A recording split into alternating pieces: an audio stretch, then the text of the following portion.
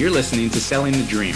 This isn't an interview, and we're not journalists. But each week, we'll ask our guests to open up and share their secrets to business success. Let's have a conversation and have some fun.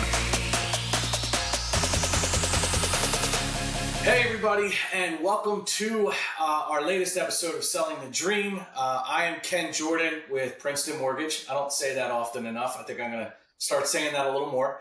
And I am joined, as always, with by my buddy and co-host Joe Iredell from California. We're on different coasts, different time zones, but I think we're both on the same page when it comes to one thing. See, you always say from. I'm not from California. That's true. From the home of the world champion. The Eagles, baby. That's where I'm from. World champs. Could you possibly have drawn that up any better? No. Other than maybe if when they kicked the field goal, Taylor Swift got hit in the face by it. I don't know. That'd have been nice. It was insane. I said to my brother, I had like 50 people at my house, would you rather an ass whooping like that? Would you rather be close or no, I said an epic comeback or an ass whooping. And hands down, everybody chose ass whooping. That's right. That's right. It was something else. We got the parade on Friday. I got a hotel room on Broad Street Thursday night. We're set up, man. We are going to celebrate that Super Bowl victory. That's a beautiful thing, man. I wish you were in town. You know what? I looked at flights and I almost was going to be able to do it, but I got to be in Florida next week. And then I actually have a trip to Rome, Italy, and then Sao Paulo, Brazil, back to back. So I got to being in exotic Philadelphia was a little bit too much to put on the plate. You are, I got to tell you, man, you are the king of the humble brag. The king. I got to be in Rome, back to back with Sao Paulo, just sliding that in there as if it's no big deal. You know what, man? I'll brag about this. My nonprofit is having an incredible event on March 15th. We've raised tons of money for military families, and that's what I'll brag about because we're doing great stuff and we're helping out the military, and that's what I'll brag about, man. No name dropping yet. Not yet. That's right. All right, let's get to it today. We have an awesome guest. This is a gentleman I have been looking to try and get on the show for at least a year now. Super busy and justifiably so. A packed schedule, but we are very, very fortunate to be joined by a friend of the show, a friend of a friend. Jay Duran made the introduction. He's been on Culture Matters. He's been on Duffin Media's podcast. He is a pleasure to listen to and knowledgeable. And I won't build it up too much, but I want to introduce Dr. David Yerkes. He's a distinguished expert in health optimization, which we're gonna get to. Known for empowering high-performing individuals through personalized, science-backed wellness strategies. His mission focuses on enhancing longevity and life by crafting tailored health plans. Dr. Yerkes, did I nail it? Is that who you are? Pretty good. Pretty good. Yeah, pretty close. Yes, that's great. Thank you for super excited to have you here today. Thank you for the introduction, and thank you for having me. My pleasure. All right.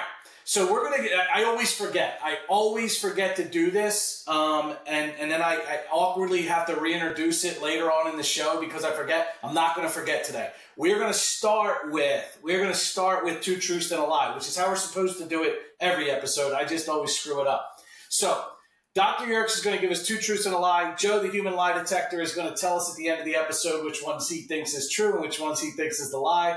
And we'll see how it goes. So why don't you give us number one? All right. Number one is let me see. I wrote these down so I could get them right. Number one is that I played college basketball. Number two, I almost crashed in a Blackhawk in the desert. And number three, I'm a professional marksman. Whew. If 2 out of 3 of those is true, I'm impressed. Those are humble brags right there. That's true. I mean, I'm just getting on a plane, man. This guy's crashing them. All right, let's see if we come up I was with. See what in we it. come I up with wasn't there. flying it, just to So, clarify. Okay. yeah, okay, all right. So now we know which one's true. All right. See what I did there, KJ? Fly like a fox. All right. So Ah. first things first, Dr. Yerkes, tell me about. We hear the term healthcare. I don't think it's the first time I've heard it, but it jumps off the page when I look at your stuff where you talk about health optimization. What's the difference between health optimization and healthcare beyond what most people would think is obvious? Yeah, I'd love to talk about that. So the way I describe it, and I learned this from one of my mentors, Dr. Ted Echecoso, who kind of spearheaded health optimization medicine, is the difference is really between trying to promote health and treating illness. So there's illness medicine and then there's health optimization medicine. And conventional medicine really focuses a lot on illness, and rightfully so. We have a lot of illness. In the past, most of our diseases were not preventable illnesses. They were results of infections, infectious diseases, genetic illnesses, and those kind of things. And all of that plays a huge role in our healthcare and is still very necessary. But also, over the last several decades, we've developed basically poor nutrition, poor lifestyle habits, and then also just our environment is not conducive toward living an optimal life. In addition to that, we have new science available to us that we didn't have years ago. So now we can actually look at the health of the cell instead of waiting decades down the road for some of these things to turn into disease. We can look ahead and kind of predict or even just manage the health of the cell. And we do that by things like metabolomics. We're looking at the metabolome level of what's going on in the cell, all these different processes from the Krebs cycle and everything like that.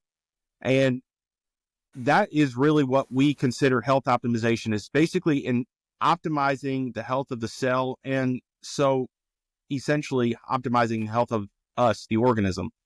And of course that takes on a lot of different, there's a lot of different ways to do that. And the way I approach it is I look at, we do a lot of testing.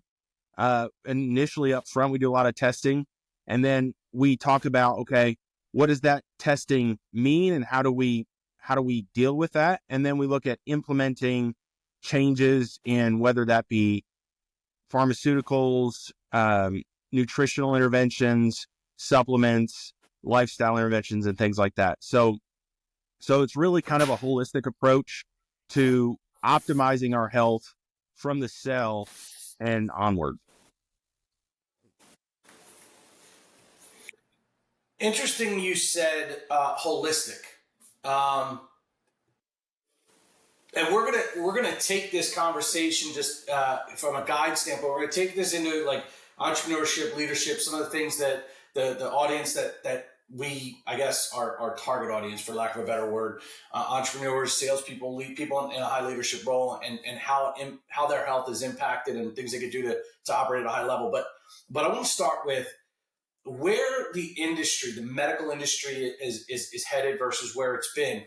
Do you think that there's becoming more acceptance of supplements, nutrition, where it was like, I felt like in the past that the doctors and the holistic practitioners were at odds with each other. They were both pointing a finger like, oh, that's the problem. Or, you can't trust what's in that supplement. What you're going to put that in your body? You have no idea what it is, right? Like the FDA said it's okay. The FDA's bought and paid for by the petroleum industry. Like, from a conspiracy theory standpoint, where do you see the convergence of those two industries right now versus where it's been in years past? Yeah, I think there's definitely a lot of interest, especially from conventional physicians and people like that, for preventive medicine and for lifestyle medicine. It's a growing, you know, we notice it. So I still practice conventional medicine. A lot of my colleagues do, and even, there's a lot of us kind of with a foot in both fields. I think that there's still some hesitancy with that, because there's a lot of people out there that, the conventional medicine field is very evidence-based. So the threshold for recommending something is very high, and you're looking for the highest level of evidence in order, and not just evidence that it works, but evidence that it's safe. So safe and effective, basically. And we're looking for human randomized control trials that have placebo controls, if possible, and things like that. So that's why when you have the easiest thing to do that on, the easiest thing to test that on is a pharmaceutical intervention, right? You can do that with supplements too, but there's other barriers to that. And one of the barriers is just to do a study. It costs money. So somebody has to fund it, right? And so I think there's, from a traditional medical standpoint, that the barrier to making a recommendation on something, or how we view what we recommend to people and what we use to treat people, is there's a very high standard for that. On the opposite end of the spectrum, there's a whole host of people out there just recommending complete nonsense, that is at best ineffective, at worst harmful, right? So you have, and a lot of them are making a lot of money off of it. Pro science. Yes. Yep. And there's no science whatsoever, right? It's theory, it's whatever. So there's this huge void in between those two extremes. And like I said, the conventional medicine approach is good and right for a lot of things. Where it lacks a little bit is in the area where you have an opportunity to do some good, and the risk is low, say lifestyle interventions and those kind of things. Or like what I do a lot more testing than maybe the conventional approach. And the reason I do that is because conventionally we're looking for an illness. If I order a test, I know what I'm looking for when I order that test, say in the conventional medicine approach.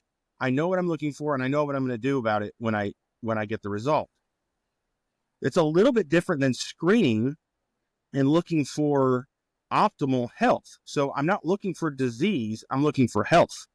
And so my testing approach in health optimization is a little bit different than it is in illness medicine.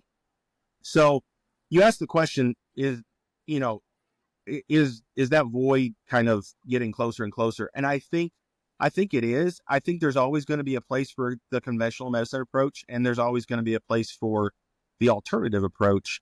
I think what I would like to see is, I'd like to see the conventional medicine approach get a little bit better at looking at preventive health and health optimization. And I'd like to see the alternative approach be a little bit more science-based and a little bit more evidence-based than they currently are. And I don't think that's probably never going to happen, because there's always going to be grifters out there doing things. Where I try to operate is with a reasonable science-based approach. And then there should be a threshold, or not a threshold, that's not the right word. There should be kind of a balance of risk and benefit. And we do this in conventional medicine as well, right? But so when I'm looking at something, if I'm making say a lifestyle intervention recommendation or a supplement recommendation, what are the risks and what is the benefit? What's the potential benefit? There might not be a ton of data on there. There might not be great human outcomes data. Maybe we only have animal data, but the risk is extremely low, and the benefit, if it works, is really high. So in that case, I'm going to be more likely to at least present that to a patient or a client to where that can help them. So that's kind of the approach that I take. And then of course the testing approach is different. You mentioned supplementation. Traditionally, supplementation has been very just kind of guesswork, right? So we just kind of say, oh, I heard zinc is good, I'm going to take a bunch of zinc. Well, that can lead to copper deficiency. That's not good either. Or, you might hear, well, I'm going to take a bunch of B vitamins. Well, that's not good either, because you have feedback loops and you have other your body is very intricately designed to have all these different, we can actually have too much. So what I'm testing for isn't just deficiencies. I'm looking for balance. And that to me is health optimization medicine. I don't know if I answered your So can question we, or not. can If we I talk a didn't, little feel bit free to about can we go talk a ahead. little bit about your methodology with that? So you had mentioned, the baseline, the test. Is that like a mitochondria test? And then the lifestyle changes and everything like that? Are you a believer that you had mentioned the Krebs cycle and things like that? Is that more generated from, like, say, metabolic disorders and inflammation? Is that something that people need to be aware of? Or like what is your approach when you have a new patient that comes in? What are we looking for first, and then how are you making the improvements? Right.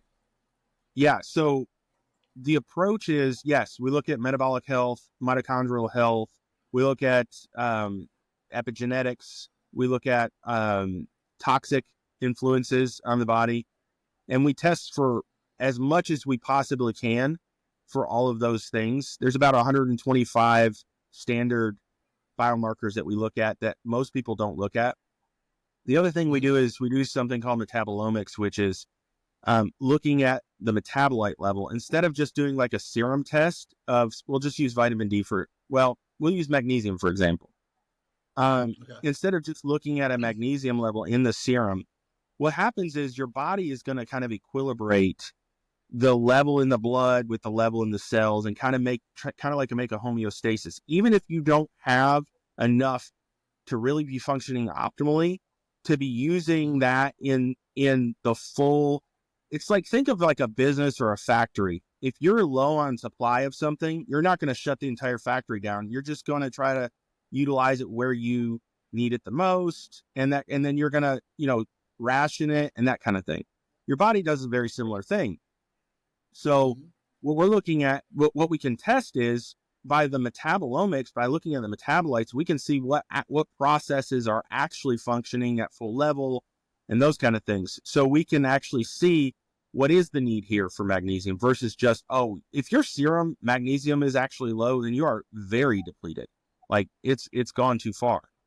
And so that's kind of how we approach it. And there's other things we look at. We do look at inflammation.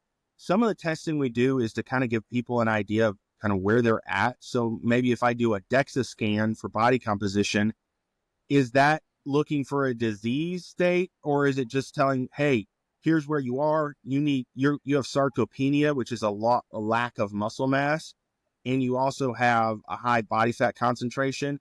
And we can look at all that with a DEXA scan. If we're doing metabolomics, we can look at specific nutritional values. We can look at the health of the mitochondria. We can look at your omega-3 index, which, again, omega-3s, you might be supplementing omega-3s, which might be good, and it's been shown to be associated with good health outcomes in many ways. In fact, I just saw an article about, I can't remember which health outcome it was, but omega-3, there's plenty of data on omega-3s and positive health outcomes. There's also data on omega-3s and increase in atrial fibrillation. A correlation doesn't mean causation. And that's another thing you have to know is, being able to read the data and interpret the data in a way that you don't have an agenda. You're not looking to prove a certain ideology. You're just looking at the data. And if you don't know how to look at data right, you end up thinking playing basketball makes you tall, right? Well, maybe that's not quite right. So anyways, I digressed a little bit, but that's kind of what we do. There's a whole panel of tests we do. And some of those tests are kind of broad and things that we recommend for almost everybody. And then some of those tests are based on your personal goals and your risk factors and all of those types of things. And so some of it is kind of a broad approach to everybody. And then some of it's a very tailored approach and personalized approach. So it depends on what we're looking at and what your goals are. But yes, we look at mitochondrial health, inflammation, toxic influences, and all those things. I think it's so important, and one of the reasons why I wanted to have this conversation is because I feel that there's a lack of knowledge in the population, but also there's like some credibility. There's trust issues going on right now. Big pharma, this and healthcare that. Like they're almost bad words. The reality is, people like us we need people like you, people who are not, who. And I love what you're doing with your business. And I want to kind of transition over to that conversation here for a few moments. You're taking what you know about medicine, but you're catering it to high performers. And when we say high performers, we all know what we mean. The people that are out there grinding every single day. They're giving it everything they got in their business, entrepreneurs, salespeople. I know that men typically don't go to the doctor at the same rate that women do. But all folks that are operating at a high level tend to neglect their health, and that's where you come in your business. Can you tell me a little bit about that, the evolution of that idea, and the passion that you have for health optimization in the space of high performance? So like, how did I get started doing this in my business versus just practicing Yes. conventional medicine? So it's a little bit of a story. It's a little bit of a nuanced story, but the I would say the place I've always been interested in health.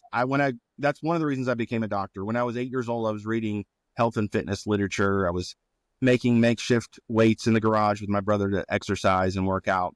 When I was asked my mom to go to Weight Watchers with her because I was just because it was interesting to me. So I've always had an interest in health in general. And then you go through the traditional medical school and medical model, and you end up just treating illness and just kind of putting fires out all the time.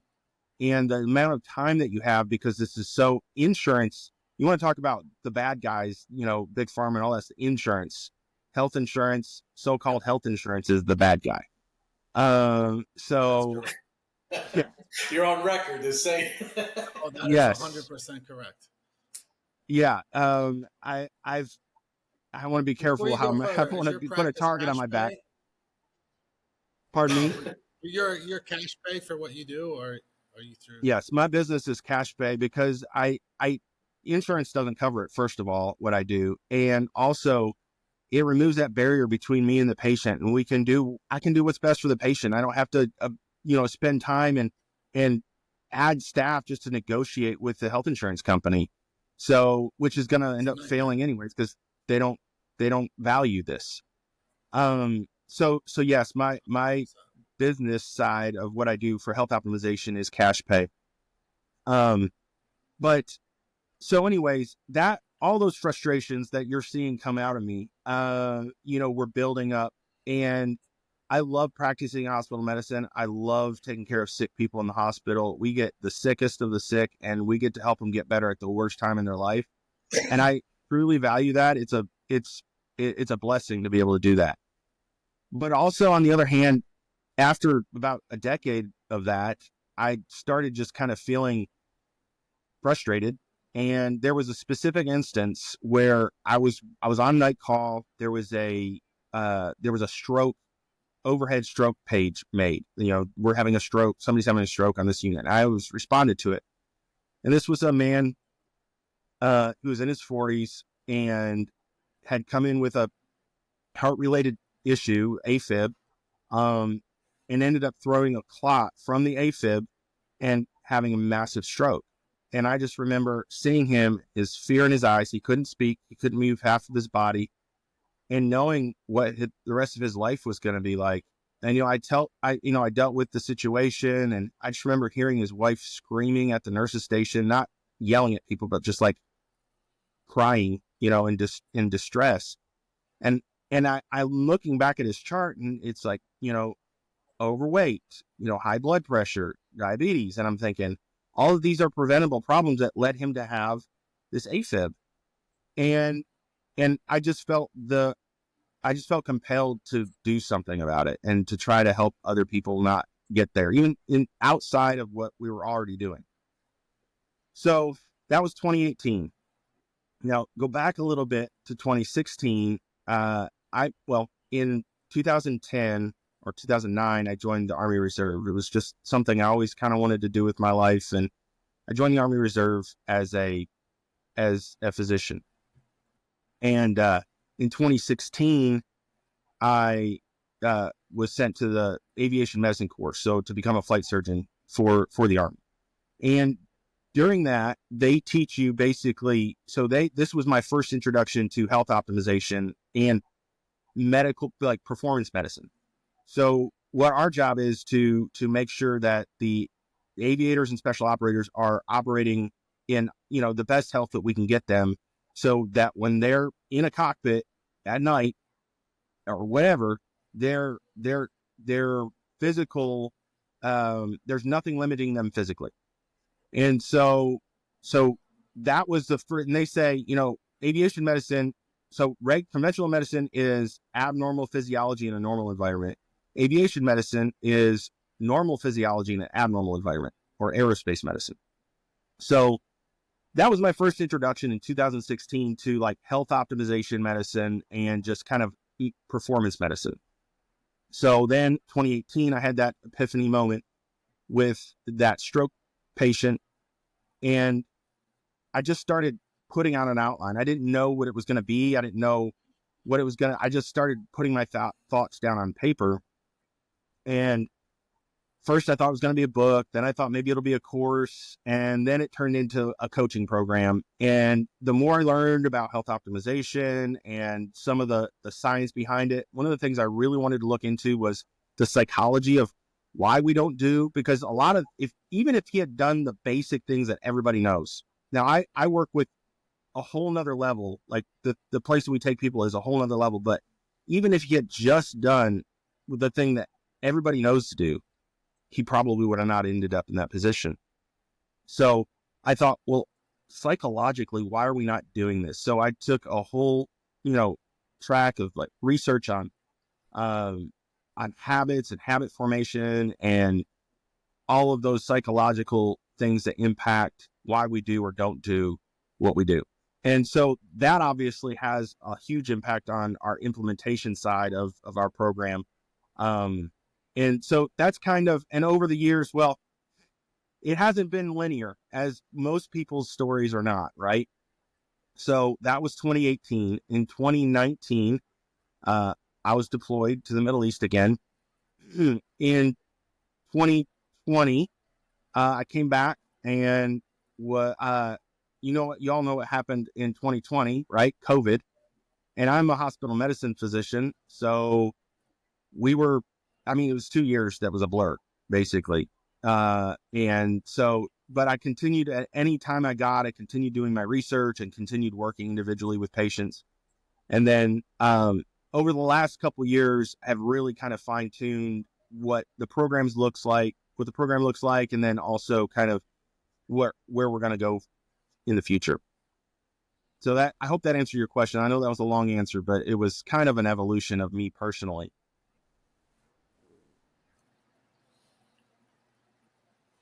No, it does. I love it, and I love the story. That goes along with it. And I didn't know that story. That was a genuine curiosity of mine. And I wasn't prepped for it. So that's really a cool journey. Yeah, it has been quite a journey. Also in that time period, had my first child in 2016. My first child was born. Here's the other part. So, I call myself a geriatric father. So I was 35 years old when my first child was born. And during that time, my wife was pregnant in 2019 with our second child when I was deployed. And then we had our third child in 2021 during COVID. So that whole time we're having children, and I'm thinking about, I don't want to be sick and old when my kids are young adults and teenagers. I want to be healthy and vibrant. I want to do stuff with them. I want to have fun. I don't want to be sick. So that was really what kind of drove me. The other thing that kind of drove me into longevity was my own personal, uh, you know, feelings and wanting to have it for myself.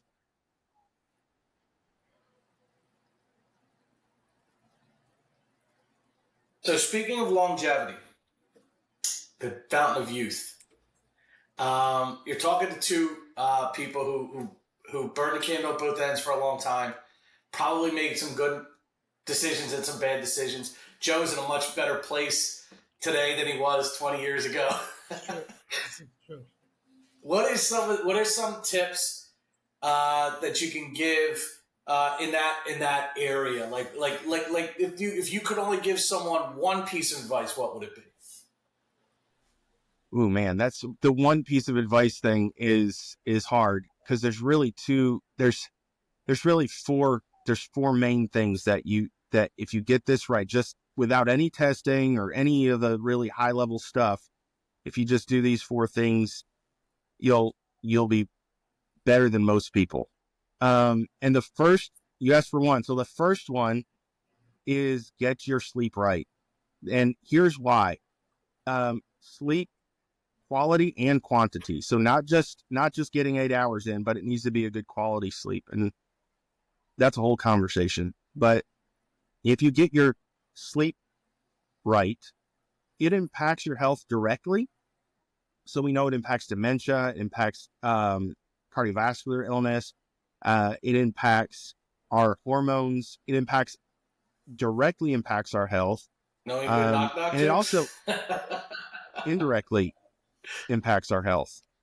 So I don't know if you guys lost me there for a second, but so sleep is for a second, but you're back. Okay, so sleep is the number one thing. It directly impacts our health, and it indirectly impacts our health. It also significantly impacts our performance, and that's one of the things that I think a lot of people, especially entrepreneurs and high performers, don't want to accept. But you're talking about performance on the level of being drunk when you have sleep deprivation, and so. Yeah. Go ahead. What's the definition of sleep deprivation? Because I can imagine sleep deprivation, like, is it being tired? Is it being exhausted? Is it being, just delusionally tired? Like, what's your definition of sleep deprivation? Great question. So it's getting less sleep than you need. and that is that, and it's a scale.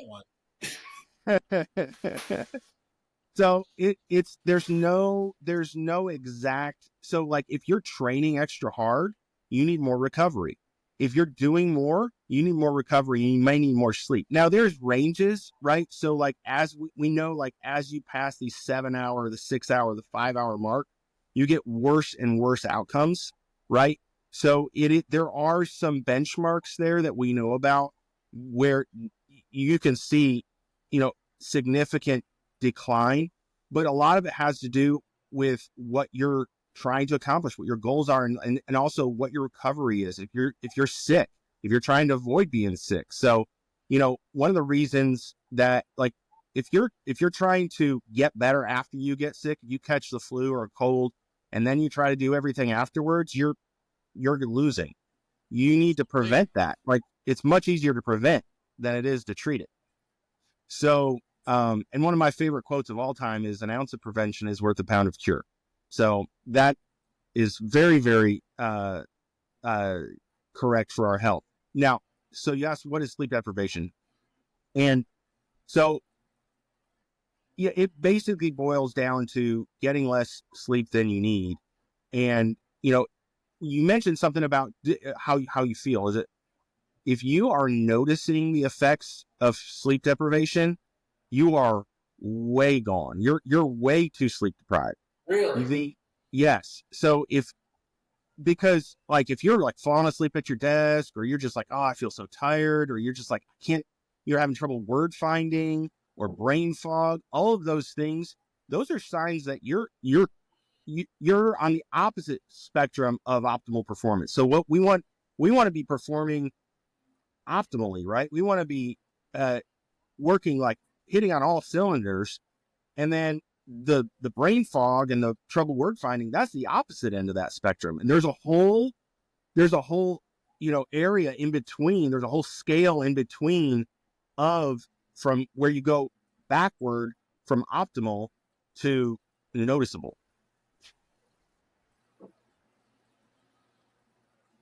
All right, so I do feel like there's a shift going on, but someone who's an entrepreneur, someone who's a business owner, doctors, especially with sleep deprivation, you guys are almost like put through the ring of fire of sleep deprivation earlier in your careers.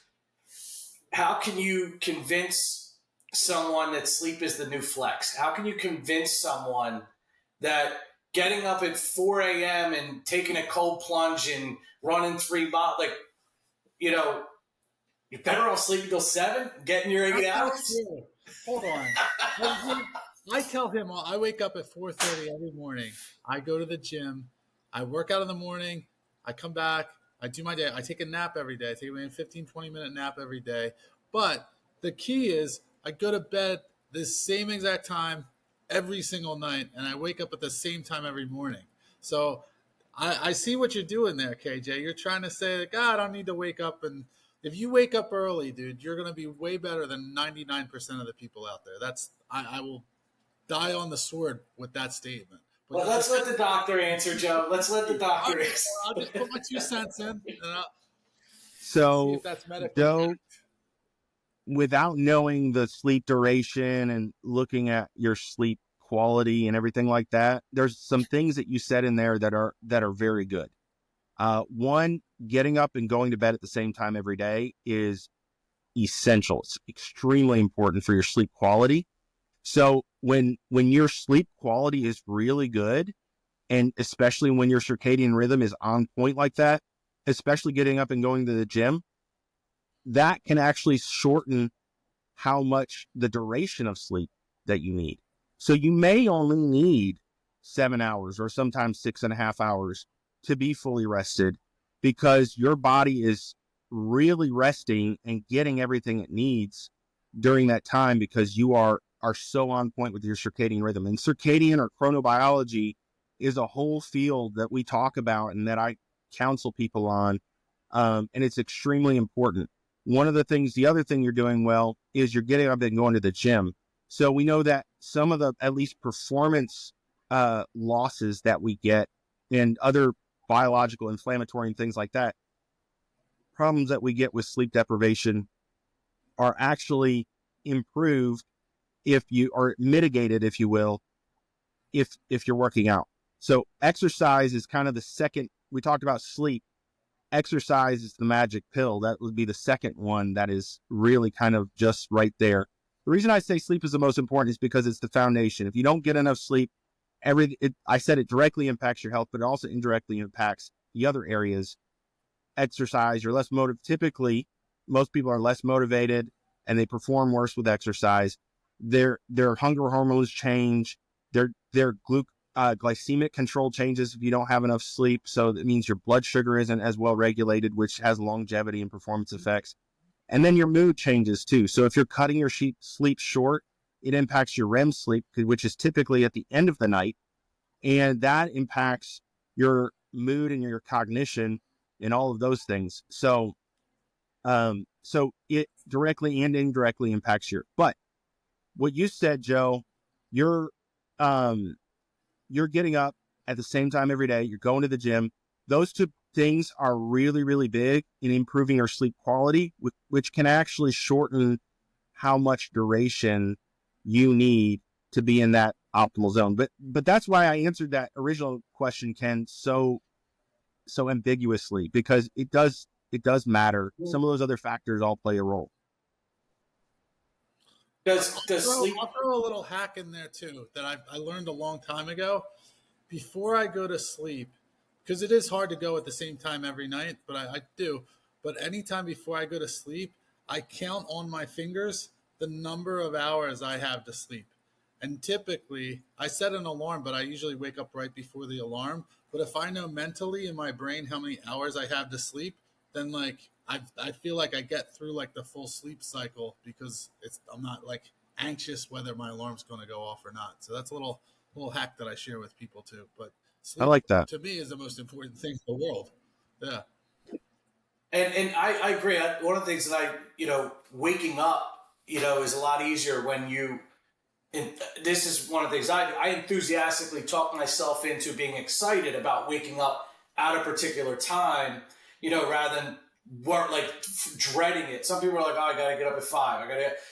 People dread it. And I kind of try and psych myself up to the idea of getting up at a particular time. Let me ask you this. Sleeping in. Is sleeping in detrimental or helpful if you find that your lifestyle is causing sleep deprivation? So it depends. If you're sleeping in on a regular basis, that's probably not a good sign, right? It means you're probably sleep deprived on normally. So say you have to get up at a certain time every day for work on the weekdays, and then on the weekends you sleep in 2 extra hours.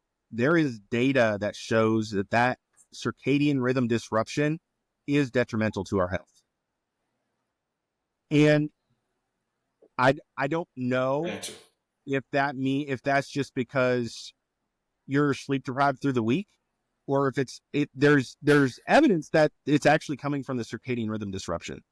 Now, however, having said that, if you are sleep deprived and you need to catch up on your sleep, especially for the immune system and that kind of thing, it can be favorable on a limited basis, right? But again, if you're doing that on a regular basis, like a weekly thing every weekend or something like that, that actually shows that you're disrupting your circadian rhythm and you're sleep deprived probably during the week. And so for both of those reasons, I would say it's more detrimental. Okay, fair enough. So you said sleep, then you said exercise. I know I asked for one, but you wanted to give me all 4. I could just sense that you wanted to tell me all 4. So let's go. What's number 3? Hydration. Well, So nutrition is a huge topic. Hydration is part of that, but it's hard. Nutrition is such a massive topic, but getting your nutrition right. And the number one thing from a longevity standpoint and from an overall health standpoint is don't eat too many calories. So there's a few things that I try to help people with. The really, really big high level things are get enough protein, don't eat too many calories, and get enough fiber. Fiber has a dose dependent relationship with longevity. So the more fiber you eat, the longer you live. I could probably do a whole podcast on fiber and the microbiome and how, fiber feeds our gut microbiome and how that influences our health. So, that's a huge topic, but I would say and hydration. So those kind of high level things with nutrition and when we talk about nutrition, we go through all of these things and all of the other nuanced things, but those are the big ones. If you don't eat too many calories, you get enough protein and you get enough fiber and you drink enough water, you're going to be doing better than most. You're going to be putting yourself ahead of the pack. You're going to be exceptional is what I say. You're going to be an exception if you do those things. And then the 4th would be mental health. And that one, again, is kind of like sleep. It impacts all the other areas of health, and it is impacted by all the other areas of health.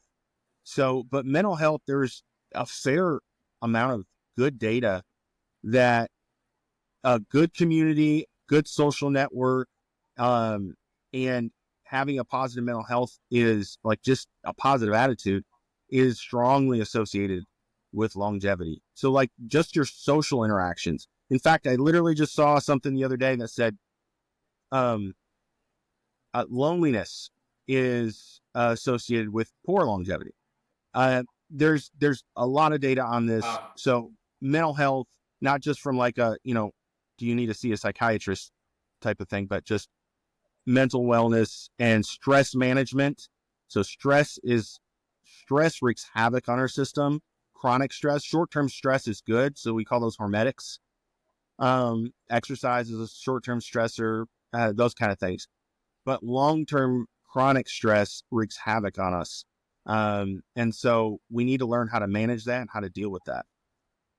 So that would be the core four. But there's obviously so much more, but those are if you get those right, you're going to be way ahead of the pack. So what are your thoughts? So I've been able to quit everything. I don't drink, I don't smoke, I eat healthy, I work out. The one thing that I cannot for the life of me, I'm not even willing to give up is caffeine or coffee. What's your thoughts on coffee and caffeine? Yeah. So caffeine can disrupt your sleep a little bit if you drink it too late. So that you have to be careful about that. But coffee has a strong association with longevity. Up to 4 or 5 cups a day of coffee is associated with longer life and decreased inflammation. So coffee has powerful antioxidants in it, and probably other things that we don't even like, polyphenols and those kind of things. Yeah, there you go. that that is very health so beneficial.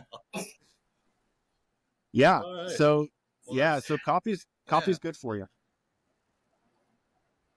Okay. All right, I want to hit you with a couple of quick hits here, and then we're going to get into the 2 truths and a lie. So TikTok doctors are everywhere, right? I want you to tell me yes or no. Fasting, 72-hour fasts. Yes or no?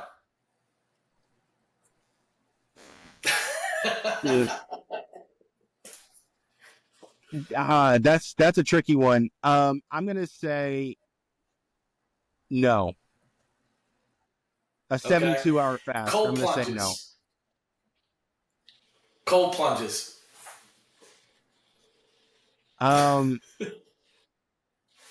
Sure. If it suits you. Now, the other thing with cold plunges are a lot of these things are nuances. You can tell by the look on my face. These are nuance. These really require nuances. Sure. So, even the fasting could be beneficial, right? So these things are not what they are. They're not the magic pill that they are proposed to be. And we don't have the evidence to support the dramatic claims that are being made. So that's my issue with a lot of these things, right? These topics that are fad, health hacks. A lot of them have some potential benefits. So you mentioned cold plunging. Cold plunging is another hormetic stressor, right? So if too much, too often creates chronic stress. Like people say, oh, your growth hormone goes up and your epinephrine goes up and all these things. Well, those are stress responses. So if you do it too much, that could actually cause harm. So you do have to be, it seems like people are getting more and more extreme with how cold and how long and how often and all these things. A cold shower, a room like a cold shower will produce some of those responses that you're looking for that could be health beneficial, but you don't have to be extreme about it. Good to know. What about sauna? Sauna. I do the sauna every day. I swear by it. Sauna is probably one of the better well-researched and has excellent data on decreasing cardiovascular disease, even improves like exercise tolerance. And yeah, sauna is great. Up to 3 times a week of sauna is from all the data that we have health beneficial, and probably more people should be doing it. I love it. Yeah, you're a model student. Bro, it's not, I didn't like everything that I do wasn't, it's been a process of learning this stuff. You know what I mean? Like, actually a lot of it, the sauna is out of necessity. I train every night. I get the shit beat out of me. And if I don't get it, then I'm sore and I can't recover from workouts and from trainings and sparring and all that stuff. So that I've noticed. the health benefits of it, that's a positive, that's an ancillary effect of like the fact that I just need to not feel like crap after training. Now, sauna, again, is another hormetic. So, you can do too much of it. You can go too far with it, as some people do, right? So you have to be careful about doing too much because, again, we're trying to create we're triggering a stress response in our body by putting ourselves in a stressful environment. So recovery is a big issue with sauna. So it helps you with recovery, but if you do too much, you could have difficulty with recovery. So, and Sure. we're looking at, again, cellular health and, these stressors. If you compound these and you're doing sauna and cold plunging and this and that and all these other things, and you don't have the opportunity to recover. Now these hormetics I'm sorry, I never explained what a hormetic is. A hormetic is something that in a small dose is good for you, and a big dose is bad for you. So now all these hormetics now become harmful if you do too much and you don't give yourself the opportunity to recover. And so that's kind of how I look at it. Sure. I will tell you this. My wife would classify Joe as a hermetic for me. Like, in small doses, we're good. We can't hang out too long. Perfect. So bad things happen. That's fair. Well, you're on the opposite coast. So we're about as far away from each other as we can without going to another country. So exactly. All right, let's get into the two truths and a lie, Joe. I'll reread what we have, and you tell me which. I think I know where I'm going to go with it, but this is your segment. So, I played college basketball. I almost crashed a Black Hawk helicopter in the desert, and I'm a professional marksman. What do we think is the lie? So he tipped his hand a little bit about being a flight medic. So I'm assuming that one's probably true. He didn't say he crashed the helicopter. He almost in one that crashed. He also said I played college basketball. He didn't say I played basketball in college. So I'm going to put that one aside for a second. Given that with the reservist background, you're going to have to go through some training. They're going to teach you how to shoot. So that could also be, I know a lot of people that pick that up as a hobby and then get really into it. I'm a little suspect on the professional part of it. So profession, you'd have to actually get paid to be a marksman. So I don't know how that fits in. So I'm going to have to go with, I believe that the lie is he's a professional marksman. I'm going to say college basketball is the lie. I can't tell how tall you are, but I imagine that's. But you made the just because someone plays basketball, that makes them tall. Like you brought that analogy in. I think you wanted to play professional or college basketball, but I don't think you did. See, all of these truths and lies, they all come down to very specific semantics. Yes. So. Yes. All right, which one is it? Ken, you nailed it. So, Joe, your reasoning was very good, though. You do have to get paid to be a professional marksman. I do this for the Army Reserve. I'm on the Army Reserve Marksmanship Unit's service rifle team. So that is something that I picked up in 2014 as a hobby to just kind of do something besides stress out about medicine, and was able to get picked up on the team. And so I am technically a professional marksman for the Army Reserve Marksmanship Unit. And then, but yes, I did want to play college basketball and did not. I chose the medicine route, and but that's something that I always kind of wanted to do. I kind of wish I had maybe a little bit. That's pretty good. I know it's hard to play a sport and be in medical school at the same time too. So, Yeah.